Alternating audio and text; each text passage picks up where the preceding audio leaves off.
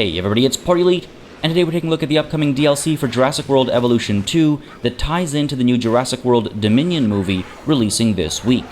Thanks to developers, I was able to get my hands on the Dominion Biosyn Expansion DLC, and today we're going to take a look at some of the changes coming with it that I was able to explore during this gameplay event that I attended. There's all sorts of stuff to discuss as this DLC adds things across the board, so let's not waste any more time and let's dive right on in. New and revamped tech. The first set of changes that stood out to me revolved entirely around how technological advancements work with the new DLC and some of the actual new tech coming with said DLC too, with mechanics like amber mining being introduced as new ways to acquire genomes, and with new dinosaurs being introduced into the mix, there naturally have to be new research nodes to unlock access to them or to otherwise maximize your ability to exploit these new options. In the campaign mission we got to play, and presumably in all the missions, including the new Chaos Theory mission coming with this DLC, the flow of research is locked behind the level of your core facilities, an actual physical building that you'll be upgrading over time, unlocking access to new categories of research as you unlock new parts of the building. It's a clever way to represent new wings and facilities being unlocked at your core building, and it's a good way to make sure a player isn't overwhelmed by all the new toys right from the start, especially with a campaign. Many of the research nodes will be familiar, even if slightly tweaked or organized a little differently, unlocking faster performance or efficiency across various tasks, opening upgrade slots for your buildings, or allowing you to improve your staff through training at the staff center. The gene modification category, for example, seems entirely unchanged from the base game, and it's used similar to how it works in the base game too, giving you access to various ways to modify the species before you synthesize and incubate a new batch of dinosaurs. The medicine tech tree has a slew of options that you'll need to explore as you get further and further along with the campaign and Chaos Theory mission, including inoculation that prevents future cases of certain diseases from ever occurring again, saving your vets precious time. The new invisible fence and research outpost make an appearance under the enclosures section, and while dinosaur creation doesn't have any surprises, the Amber Mines category is a focused track that introduces an entirely new mechanic we'll discuss in more depth in the next section. Suffice to say for now that the further down this track you research, the more you'll have access to in the mines, including more dig sites and more species of dinosaurs. You can see, however, that each level of the Amber Mine is unlocked through the growth of your facilities, encouraging you to manage with what you have before you dig too deep. Then, of course, with the new dinosaurs come new dinosaur genetics research nodes. You'll have access to the base game dinosaurs to begin with should you go digging for their genome or await their arrival through campaign mission events, but the new DLC dinosaurs will require you to perform research down this track before you can go digging for their genome. The Pyroraptor, the Dreadnoughtus and its variants, the Therizinosaurus and the Gigantosaurus and its variants are all available here alongside the Dimetrodon and the Quetzalcoatlus. All pronunciations I'm sure I'm butchering, and for that I apologize. Either way, poor pronunciations or not, these will all have various skins available, including feathered variants for some, and the old T-Rex is going to have a feathered variant added too. Something I wasn't able to see during my time at this event, but I'm excited to see when the DLC releases. But that's enough talk about how the tech tree itself works. Let's take a look at what the tech tree actually unlocks. New tools and toys. While a lot of the moving parts will seem familiar with the DLC, there are some completely new mechanics alongside new ways to tackle existing mechanics being introduced. On top of all that, you'll also see a bit of a facelift for some parts of the game, particularly some of the core buildings and their associated vehicles. One of the biggest improvements, in my opinion, has to do with the Hyperloop system. Operating entirely underground, the Hyperloop system gives you a new way to connect key buildings to provide both power and access.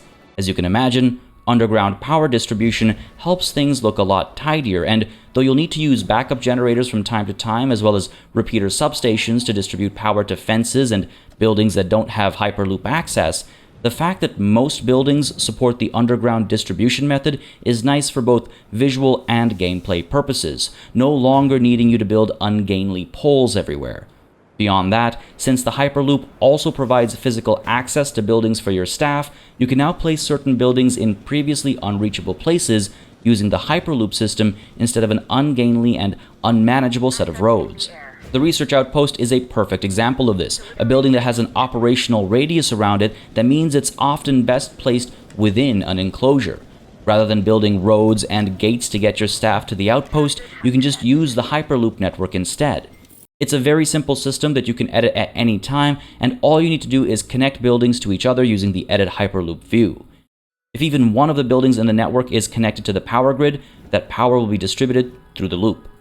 Naturally, you still have to keep an eye on power consumption versus generation, and the new Hydro Power Hub will be doing the heavy lifting in that department. This new power generator can be upgraded to have storm defenses and increased output, and while I don't yet know the prevalence of storms in any of the missions you might use it for, I can definitely say the upgrade to power output is obviously helpful. The aforementioned research outposts don't have any upgrades to them, while the Expedition Center has a brand new look alongside a handful of upgrade options such as storm defense, improved yield, cheaper expeditions, faster transit, and an extra scientist slot for tasks, all of which can be quite handy in their own ways. The Fossil Center has a new Biosyn look too, alongside a few upgrades: storm defense, extraction capacity, extra fossil storage, cheaper and faster research, and an extra scientist slot for tasks as well. Again, some of these will be familiar, but I'm just sort of mentioning them all so you are aware of what stays the same and what new things are added in the few cases where buildings do have new upgrades available to them. With that said, moving on to the hatchery, which still has storm defenses, as well as additional bays, advanced equipment for better synthesis chances, ways to speed up incubation and synthesis, reduced associated costs, and yes, an extra scientist slot for tasks as well. The staff center is still required to hire more staff, train them, and let them rest, though it comes with again a new Biosyn aesthetic and a few upgrade options too. Storm defense, increased scientist capacity, reduce cost of staff center tasks, increase task speeds, reduce costs of global tasks, and improved specialist traits. The control center has a new look too, again going with the Biosyn theme, and its upgrades include storm defense, improved scientist hiring fees and salaries, reduced construction costs, reduced global task times, and more time before scientists get disgruntled, something that is particularly helpful.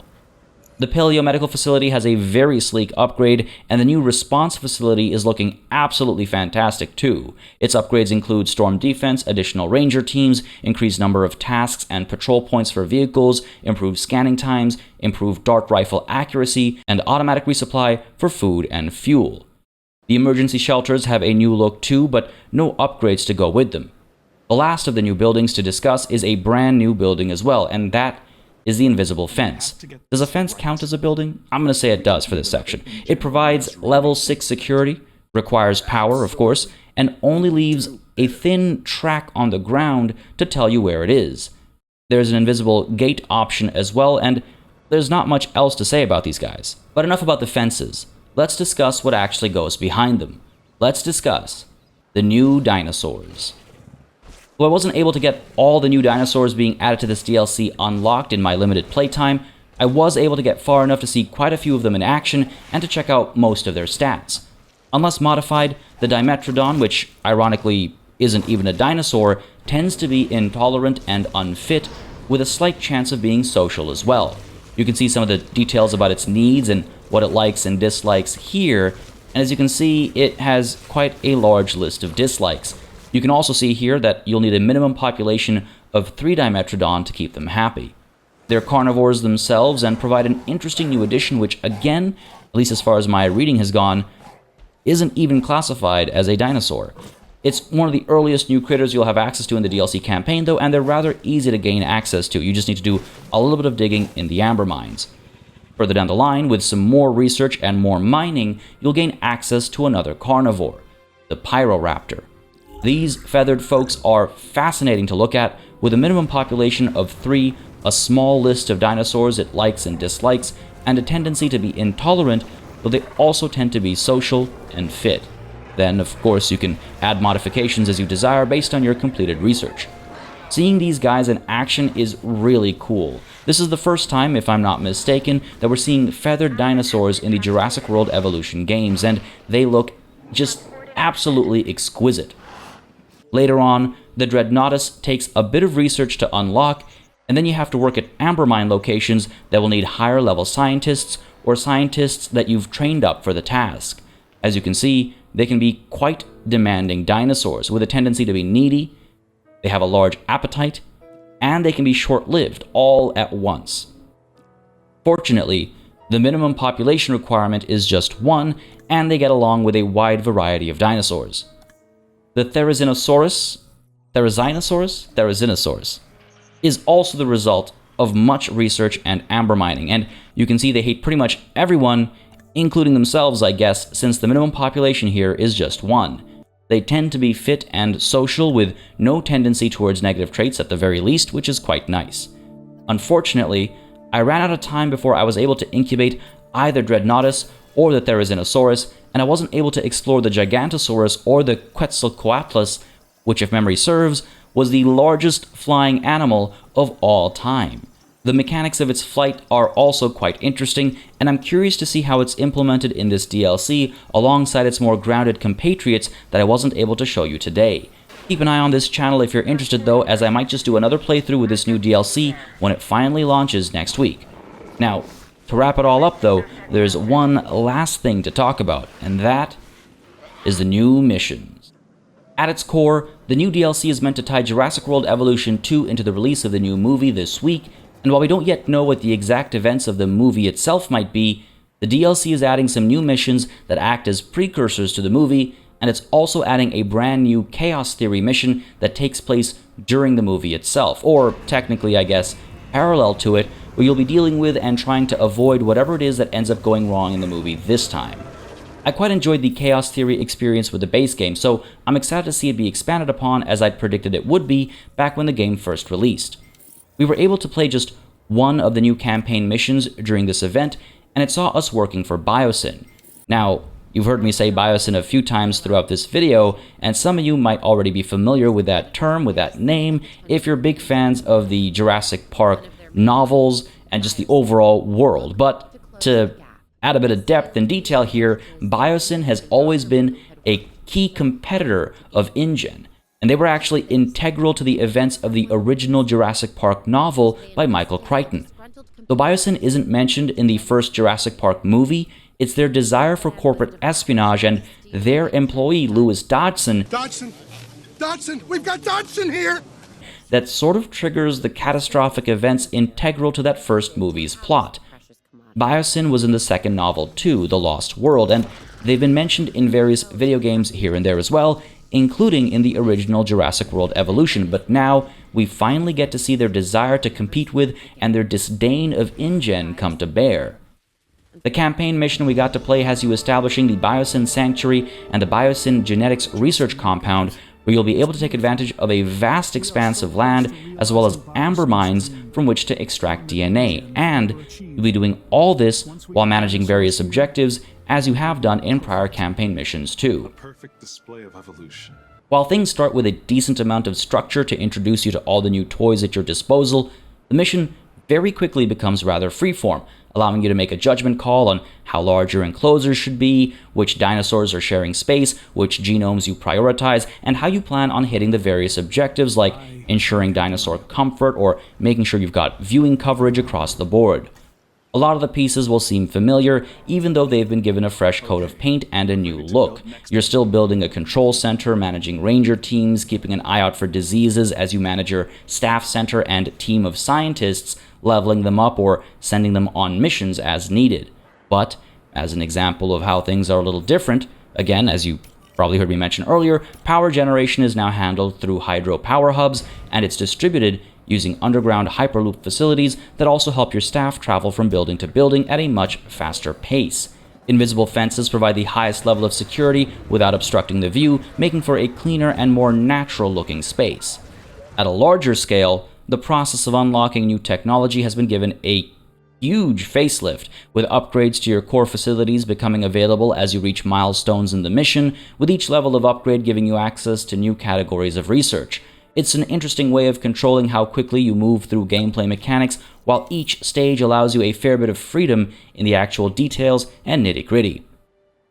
With all the new mechanics and toys available to you as described throughout the rest of this video, this mission will explore all the new dinosaurs, including the feathered ones, alongside the dinosaurs from the base game as well, and it'll have you setting up research outposts and digging through amber mines to go through the steps of excavate, synthesize, incubate, release, and manage. Now, I wasn't able to get to the end of the mission on my playthrough, unfortunately, but it was a lot more involved than I'd expected, which is nice to see, and this is just scratching the surface of new gameplay coming with the DLC, considering again there's more campaign gameplay and a Chaos Theory mission on top of it all too, introducing this new what-if scenario that ties into the new movie. But there you have it, folks, an in-depth look at the Dominion Biosyn Expansion DLC for Jurassic World Evolution 2. Hopefully this video has shown you everything it has to offer, and if you have any questions or thoughts of your own, drop them in the comments and I'll answer all that I can. If you enjoyed this video, don't hesitate to hit that like button, and for more management, strategy, and sim gaming, don't hesitate to subscribe to the channel for more. As always, a massive thanks goes out to all of the channel members and patrons who've been supporting the channel on a monthly basis. Y'all keep us alive and running smoothly, and of course, a big ol' thanks goes out to each and every one of you for watching. Until next time, cheers.